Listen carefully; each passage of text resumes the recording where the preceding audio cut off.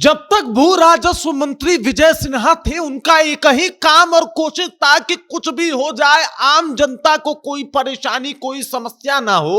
और साहब, ये घुसखोरी तो बिल्कुल ही बंद हो जाए। लेकिन फिर समय का पहिया घूमता है, सम्राट चौधरी मुख्यमंत्री बनते हैं और उनसे ये विभाग छीन लिया जाता है। इसलिए कहूंगा क्योंकि उन्होंने इस विभाग में बहुत बढ़िया काम किया था और सबको पता था कि 2-4 साल और रह जाते तो साहब ये जो विभाग है वो पूर्णतः एकदम से डिटर्जेंट से धोया हुआ विभाग हो जाता, इतना साफ जो है वो दिखता। लेकिन अफसोस की बात यह है कि उनसे ये विभाग छीन लिया जाता है, उनको कृषि मंत्री बना दिया जाता है। और अब देख लीजिए, घुसखोरी जो है वो इस विभाग में फिर से शुरू हो गया। ये तो भला हो कि मामला सामने आ गया, वरना पता भी नहीं चलता।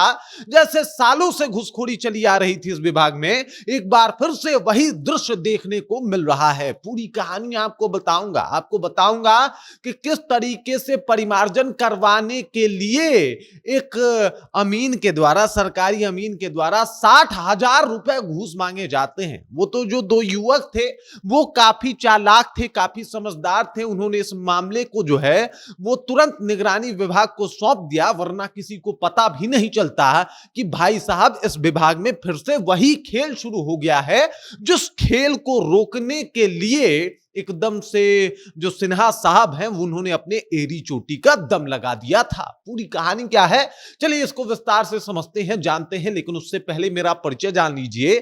मेरा नाम है रजत और आप जनता जंक्शन देख रहे हैं। ये वीडियो प्रायोजित है अटलांटिस अस्पताल के द्वारा। यह अस्पताल पटना का सबसे बेहतरीन अस्पताल है उन मिडिल क्लास लोगों के लिए जिनके पास पैसे कम हैं।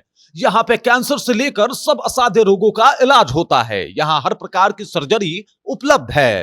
Appendix operation, fistula operation, laparoscopic surgery, पीत की थैली की सर्जरी, किडनी स्टोन एवं यूरोलॉजी सर्जरी, प्रोस्टेट सर्जरी, बवासीर, फिशर, पिस्टुला का इलाज, gastro surgery, cancer surgery, neuro surgery, पूरे हाइजीन का ख्याल रखते हुए ये हॉस्पिटल ये सारी सुविधाएं दे रही है। पटना में मिडिल क्लास लोगों के लिए इससे बेहतर अस्पताल हो ही नहीं सकता। शानदार सर्जन, बेहतरीन डॉक्टर और एकदम अच्छी व्यवस्था के साथ अगर आप चाहते हैं कि आपके और आपके परिवारजनों का इलाज हो तो आप इस अस्पताल में जरूर आएं। आपको बता दूं कि भाई अगर देखा जाए तो भू राजस्व विभाग जिस तरीके से इन्होंने संभाला ये ऐतिहासिक था। और सबने कहा कि देखिए साहब, बहुत मंत्रियों को देखा हमने, बहुत लोगों को यह पदभार संभालते हुए भी देखा, लेकिन जो काम विजय सिन्हा ने किया वो काम शायद ही किसी ने किया होगा। देख लीजिए, विजय सिन्हा जब उस कुर्सी पे बैठे तो वो कुर्सी जो है वो एकदम से चर्चित हो गया पूरे बिहार में। इससे पहले कौन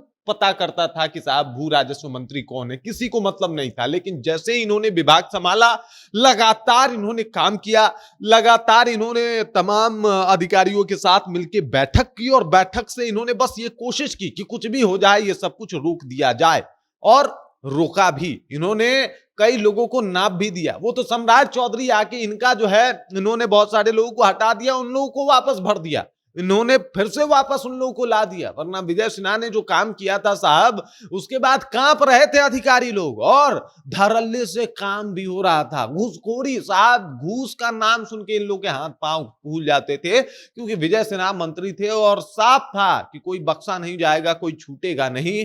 कई जो है वो अधिकारी नप गए, 8 लोग घूस लेते हुए धराए थे निगरानी विभाग के हाथों उस दरमियान। और ये सब कुछ जो है वो विजय सिन्हा के कार्यकाल में हुआ था। लेकिन उसके बाद चीजें बदलती है और देख लीजिए पिछले सरकार में जो इन्होंने काम किया वो अब एकदम से बदल गया।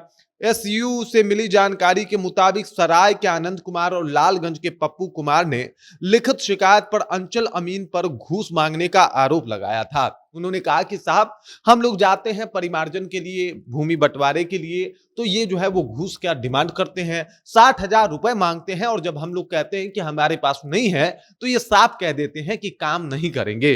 पहले शायद ये लेट लतीफी नहीं होती थी, जब तक विजय सिन्हा थे खौफ था और इस तरीके की कोई बात नहीं करता था। लेकिन जैसे ही विजय सिन्हा हटे, देख लीजिए घुसखोरी फिर से जो है वो चरम पे पहुंचने की ओर जो है वो अग्रसर है और फिर से ये अधिकारी, ये अमीन घूस मांग रहे हैं। अब यहाँ पे जो है इस बात का शिकायत किया गया कि देख लीजिए ये साहब काम करने से इनकार कर दे रहे हैं, कुछ कीजिए।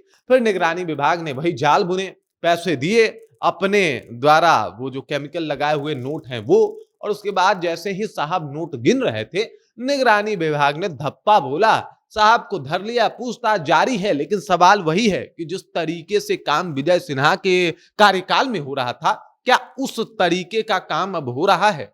अभी जो है वो दिलीप जायसवाल उस विभाग को देख रहे हैं, लेकिन क्या दिलीप जायसवाल विजय सिन्हा जैसे इस विभाग को संभाल पा रहे हैं? क्या विजय सिन्हा की शक्ति ने वाकई भूमि सुधार विभाग और राजस्व विभाग को जो है वो एकदम से बदल के रख दिया था? आपको क्या लगता है? कमेंट कीजिए, अपना विचार जो हम तक पहुंचा दीजिए। बाकी आप देख रहे हैं जनता जंक्शन और मेरा नाम रजत है।